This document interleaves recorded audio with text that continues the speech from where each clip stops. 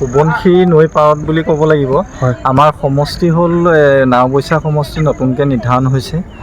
আজি ৰাতিপুৱালৈকে পানী নাছিলে। ৰাতিপুৱা ঠিক 8 বজাৰ লগে লগে NSPCয়ে পানী এৰি দিয়াৰ ফলত আমাৰ মহাইজান এৰিয়াৰ প্ৰায় 14খন গাঁও এতিয়া পানী কবৰ তলত আছে। গৰু গাই কোনো ছেভ কৰিব পৰা নাই। মোৰ এখন ব্ৰইলাৰ ফাৰ্ম আছিলে ইয়াতে, যদিও মই কোম্পানীৰ পৰা পুহিছিলোঁ, কিন্তু তাত মোৰ যথেষ্ট পইচা পাতি খৰচ হৈছিলে। অলৰেডি 42,000 টকা মই বাচন কিনিছিলোঁ। আজি এমহীয়াকৈ মই কষ্ট কৰিছিলোঁ, কিন্তু এতিয়া কিছুমান মৰিলে, কিছুমান বেলেগ ফাৰ্মলৈ ছেভ কৰি দিছোঁ। গতিকেলৈ ইয়াত অকণমান আগতে মেঠাৰিও ছিগিলে। প্ৰায় 14খন গাঁও এতিয়া আমাৰ পঞ্চায়ত বাৰু নিৰ্ধাৰণ কৰা নাই, কিন্তু সমষ্টিটো আমাৰ নাওবৈচা নতুনকৈ নিৰ্ধাৰণ কৰিছে।